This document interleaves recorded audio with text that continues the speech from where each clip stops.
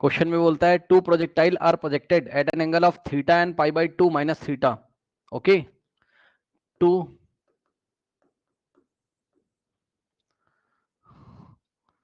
projectile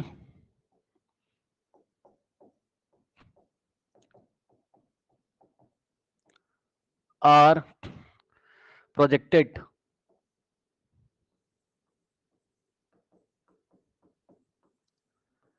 at angle theta and pi by 2 minus theta to the horizontal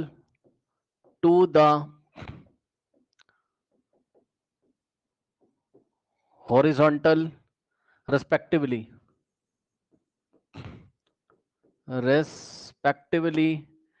with the same speed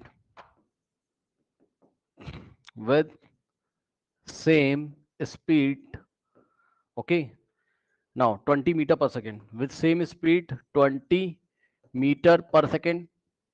One of them rises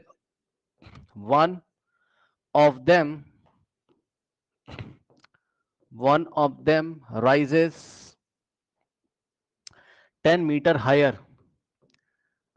One of them rises 10 meter higher than the other. Find angle of projection. Find angles of projection.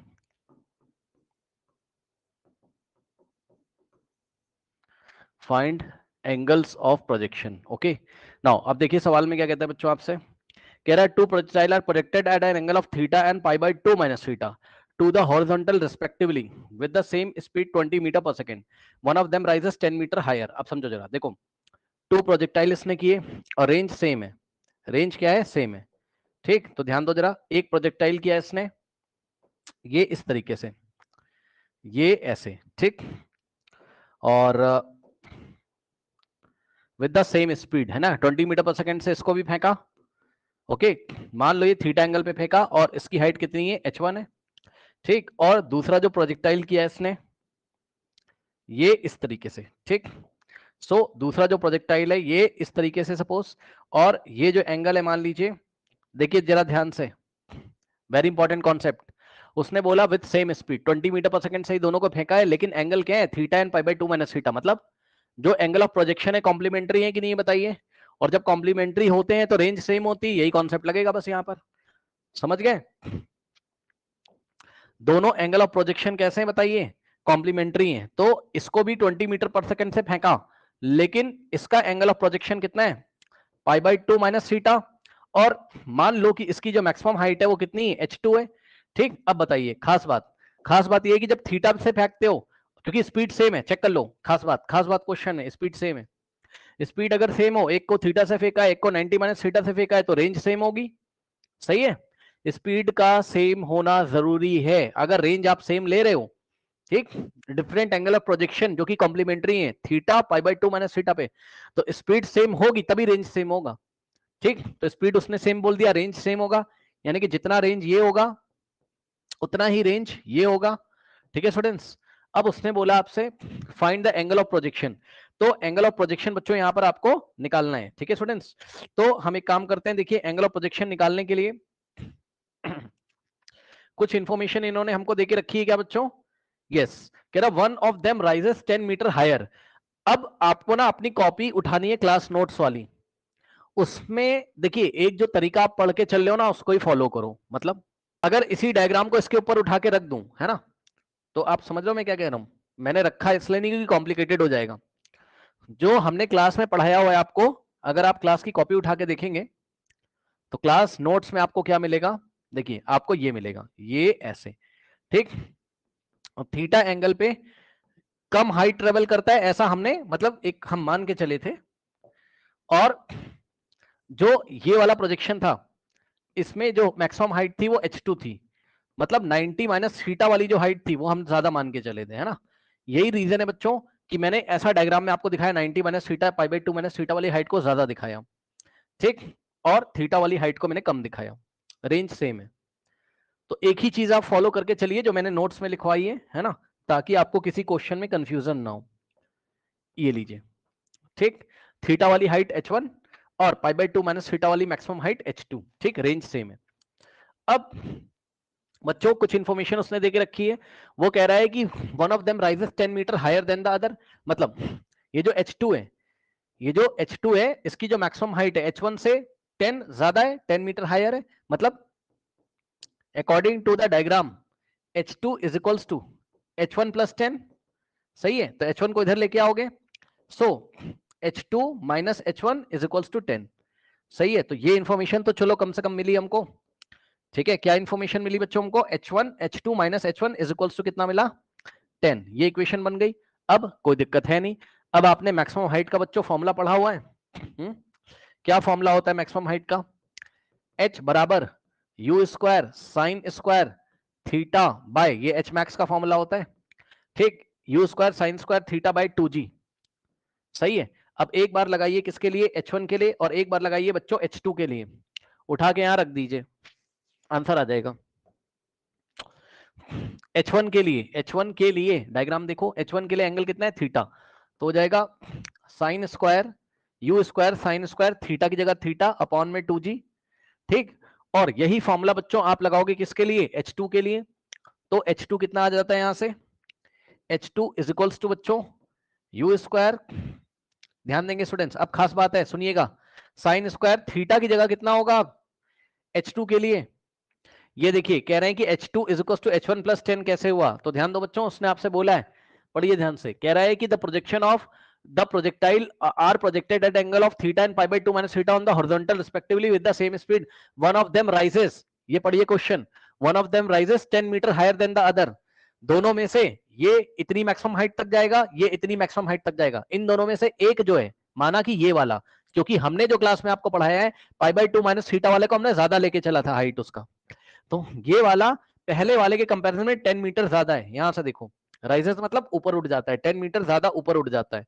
ये वाला इसके comparison में 10 metre ऊपर उठता है। यहां से level check करो, ठीक। तो जो h2 है वो h1 से 10 ज्यादा है,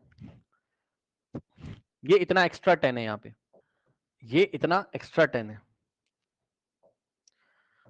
ये 10 है एक्स्ट्रा 10 मीटर, समझे? तो अब बताओ h1 में 10 ऐड करोगे तभी तो h2 मिलेगा, बताइए। h1 में 10 ऐड करोगे तभी h2 मिलेगा, दिखा कि नहीं बताइए?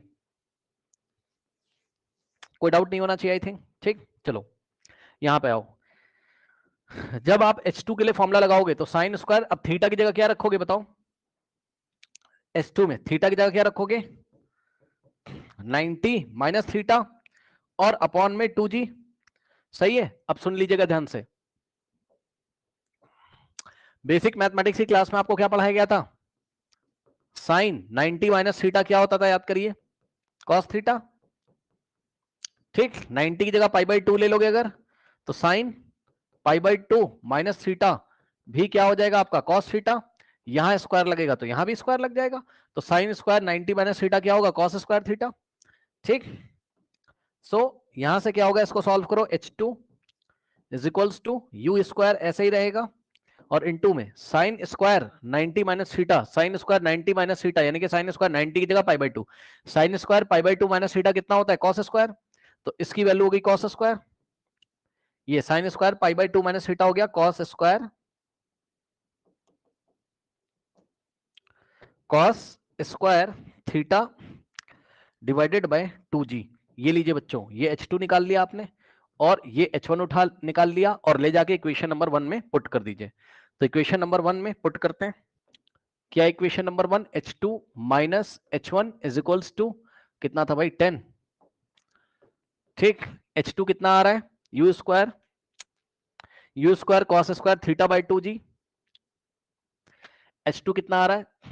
You square cos square theta by 2g minus h1 कितना है? चेक कर लो, h1 कितना है? U square sine square theta by 2g। Okay, u square sine square theta by 2g, u square sine square theta by 2g। So u square sine square theta by 2g is equals to 10, अब इसको आप solve करोगे। सो यहां से देखो जरा,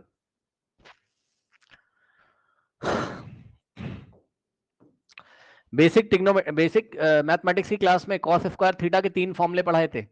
sorry, cos square कह रहा हूं, कॉस 2 थीटा के 3 फॉर्मूले पढ़ाए थे, याद है? तो कॉस 2 थीटा का एक फॉर्मूला ये भी होता है, क्या? Cos square theta minus sine square theta. तो cos square theta minus sine square theta की जगह क्या लिखोगे? Cos 2 theta. ओके, और ये हो जाएगा नेक्स्ट स्टेप में you square upon 2g common हो गया, चेक कर लेना यहां से। ठीक, you square upon 2g common हो गया, तो ब्रैकेट में क्या बचा? कॉस स्क्वायर थीटा, यहाँ cos square theta minus sine square theta is equals to 10। Now अब आप समझदार हो, यहां से देखिए नेक्स्ट स्टेप में क्या होगा, you square by 2g into, यहाँ क्या बचेगा? Cos square minus sine square क्या होता है? Cos square minus sine square cos 2 theta. So cos 2 theta is equals to 10। अब यहां से कॉस 2 थीटा कितना आ जाएगा? 10। अब ध्यान दो बच्चों, 2g यहां डिवाइड में था, उधर जाके मल्टीप्लाई करेगा, यू स्क्वायर मल्टीप्लाई था, यहां जाके डिवाइड करेगा। ठीक, सो यहां से क्या आ जाएगा आपके पास? Cos 2 theta is equals to 10 into, अब ध्यान दो बच्चों, 10 इंटू कितना होगा? 2 इंटू जी की वैल्यू 10 रखो, 2 इंटू 10 कितना हो जाएगा? 20 अपॉन में यू का स्क्वायर, यू कितना था, कितनी वेलोसिटी से फेंका था? इनिशियल वेलोसिटी 20 से, यू दोनों के लिए सेम था, तो इसलिए मैंने फॉर्मूले में दोनों जगह यू यू रखा था दोनों के लिए। और यू का स्क्वायर यानी कि 20 का स्क्वायर यानी कि 20 इंटू 20, ये वाला 20 से 20 गया, 0 से 0 गया। So cos 2 theta is equals to 1/2।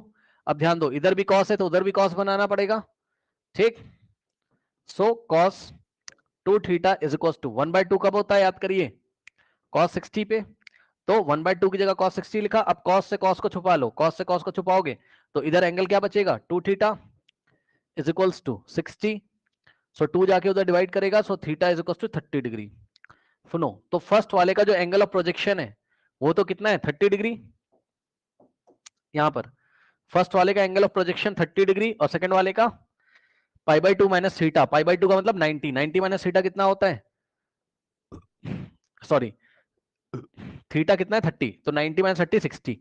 तो सेकंड वाले का हो गया 60 डिग्री।